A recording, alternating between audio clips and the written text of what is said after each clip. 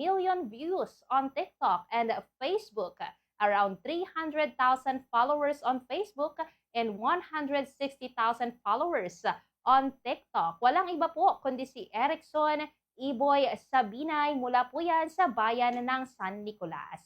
Magandang gabi po sa inyo. Ito po si Bombo Nerissa at live po tayo ngayon na napapakinggan sa ating himpilan ng Bombo Radyo Dagupan at napapanood sa ating Facebook Live ngayong gabi sa programang Bombo Harana.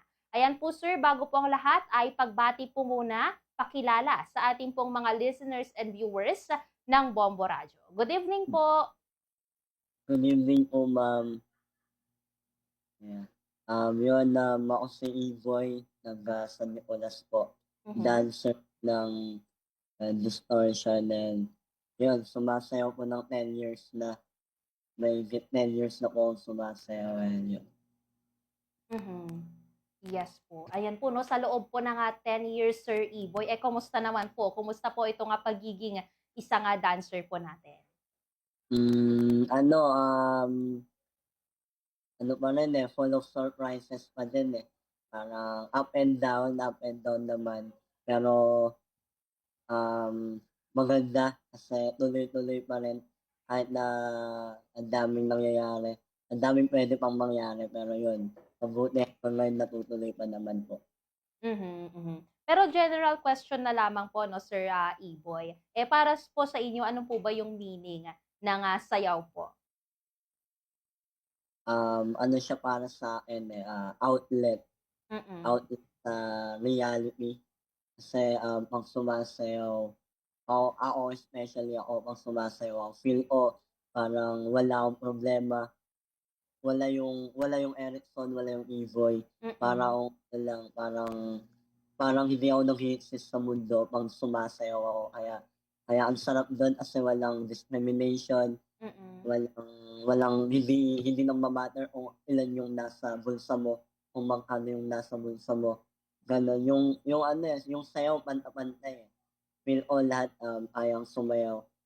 Lahat ng nasa sayaw panta-pantay yung turing. Outlet sa akin yung sayaw. Ayan.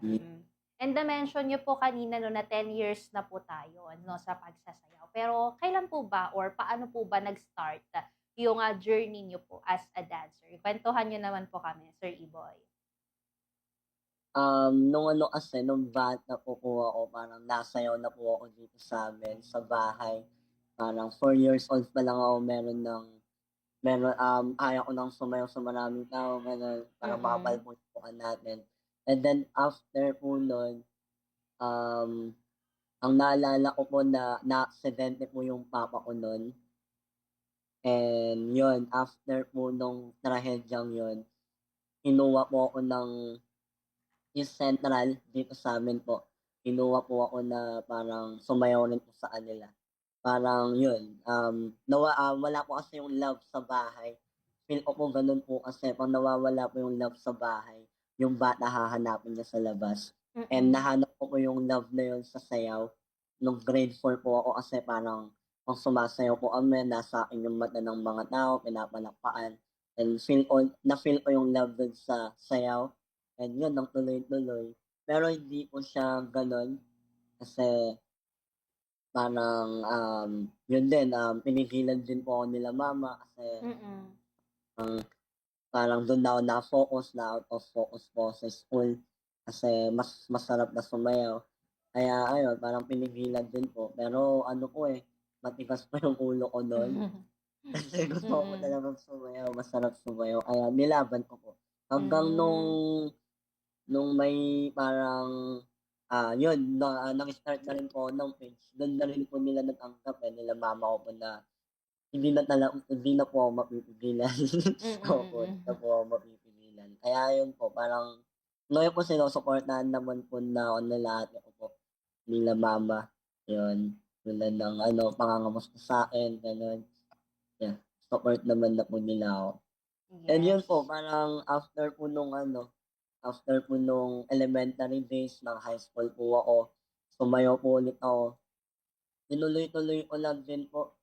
And then hanggang sa nabuo po ng page ko po dun sa FB. Tapos sayaw-sayaw lang din po ako doon. tapos biglang nakilala po and yun na po biglang yun na po yung nangyari tapos parang ang dami na rin pong mga battles na ano like nung last year po nasa Thailand po kami. Mm. Yun, nasa Thailand po ng second place po kami. Tapos ngayon po nasali po ako sa Red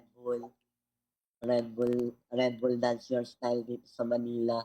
Ng finalist po ako and then doon sa national po ng top 4, sobrang unexpected pa rin po kasi dati pangarap lang po yun ng dating ako.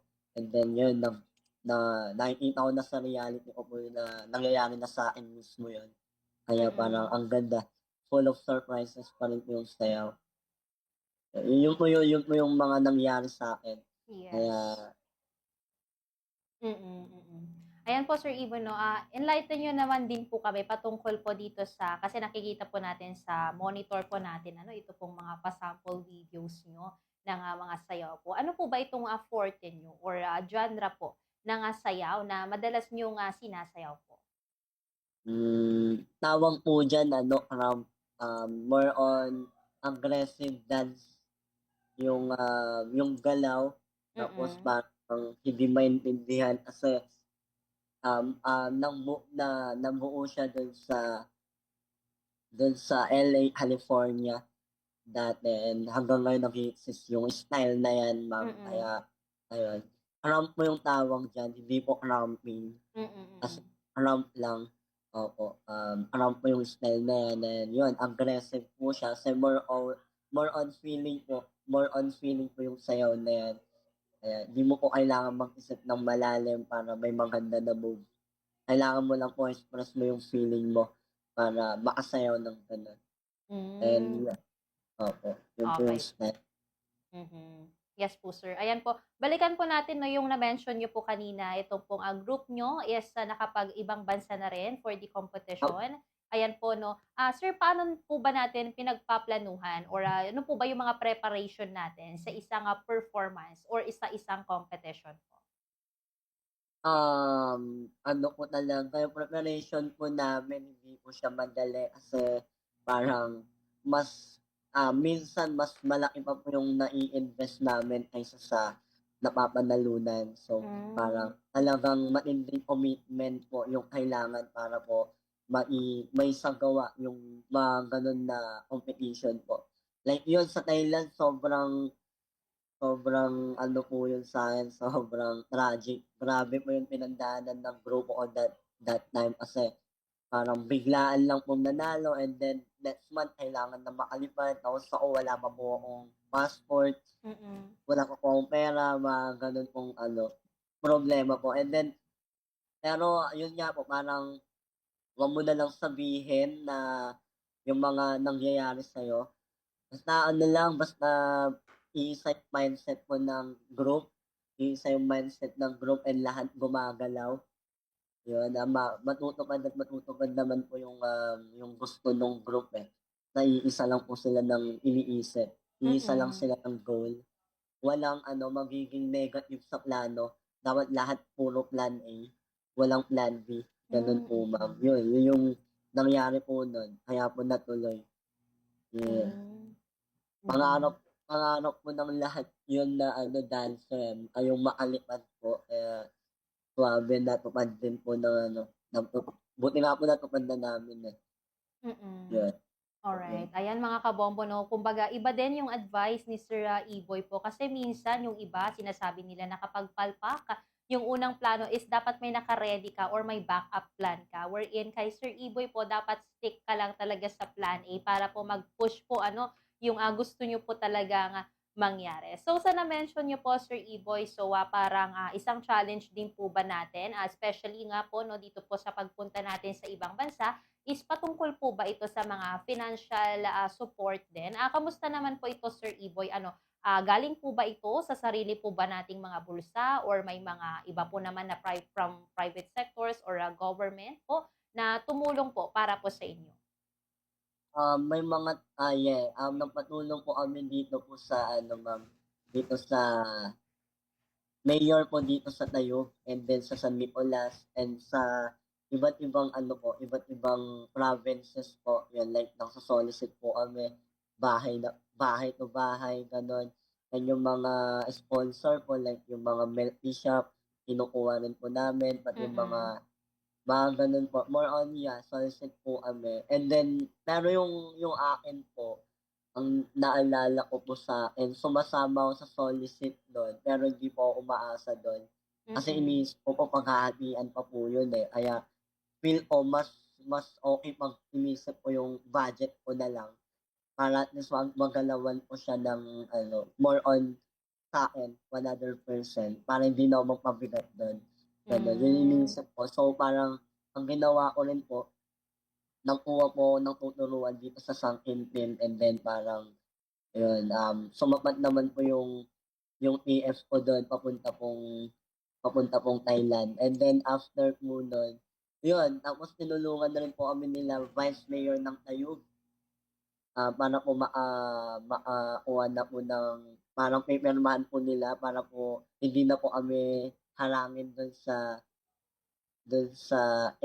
airplane dun sa bandang ano po. Kaya ayun po, malaki po yung tulong ng Tayug dun po sa journey po namin na yun. Kaya salamat po. Mm. Sir Iboy, from San Nicolas po tayo, tama po? Pero Opo, stay po tayo sa bayan po ng Tayug. Ito po ang grupo niyo po, tama po ba? opo. Mhm. Alright po. And yun po, no, mabalikan din po natin since grade 4 pa lamang po kayo and ilang years na rin po kayo nga sumasayaw mula nga po no, nung nag-start po tayo ay matatandaan po ba natin kung ilang competitions na rin yung mga nasalihan po natin? Marami na po, like Mm. opo, marami na, hindi ko na po mabibilang. Pero Mm. yung natuto po akong sumali sa battle nitong ano lang po, 2019. Yun, Mhm. yung 1v1 battle po, yun. Natuto po ako nun nung mga yun, 2018 po ata. Yun, 2018 po ako nung start battle. And then yung pinagsabay ko po yun, yung battle tapos yung group. Yun, para po swabe. Mhm. Ayan po. So ano naman po yung difference, Sir Iboy, no, kapag nakiki-compete po tayo na kasama po yung group nyo between dito po sa or recently nyo lang po na na-try ito pong battle po. Ano po nga difference naman po niyan? Ang different po kasi ng freestyle sa like choreo or may group po. Yung group po kasi may susundan ka na pong step. Like ituturo na sa'yo kung anong gagawin mo para ikaw na lang yung gagalaw, paano mo na lang siya dadalhin yung step. Pero yung freestyle po kasi on the spot, kaya sobrang nakaka-excite siyang, i-explore, Mm. nakaka-excite siyang gawin kasi hindi mo alam kung anong mangyayari sa buong rounds mo, eh. Yun, kaya ano, yun po yung kaibahan para sa'kin nung yung battle tapos yung group dance competition. Sa group Mhm. dance may gagawin ka na kailangan mo lang siya yung 100%. Yung battle kasi po yun, hindi mo alam kung anong mangyayari. Mhm. Alright po. Ayan, and as a dancer po, no, and as a choreographer, ano po ba yung mga pinapangarap pa natin or nais pa natin na mangyari sa dance community dyan po sa bayan, no, or dito po sa buong province po natin? Um, Pangarap sa community ano siguro, maging isa, maging Mm. isa opo, yun po yung, mahirap po kasi magkakaiba po tayo ng, hawak or pinaglalaban. Hindi po minsan hindi po nakakaisa. Pero despite naman po sa mga gano'n na yun nga po parang kailangan na lang, tanggapin tapos umusad na lang po. And yun, sana soon magkaisa lahat ng dancer as team, yung solid po na support kasi feeling ko lahat ng taga Pangasinan malulupit sumayaw po, eh, kaya ayun sana magkaisa. Alright po. Any message din naman po sa mga kabataan natin na nangangarap din na maging isang dancer at gusto nilang sundan yung pong landas na tinatahak niyo po ngayon, Sir Iboy? Ano, siguro po ano, message, tumuloy, Mm. ituloy lang po talaga. Kasi wala, kailangan mo ituloy kahit mahirap or masaya. Sabi nga po sa'kin nung ni Mami Lemma Diaz, "Why you dance? Ba't ka sumasayaw?" Yun, tinatanong ko yun everyday sa sarili ko kung ba't ako sumasayaw. And yun, kailangan lang ituloy para matakbuhan yung sagot dun.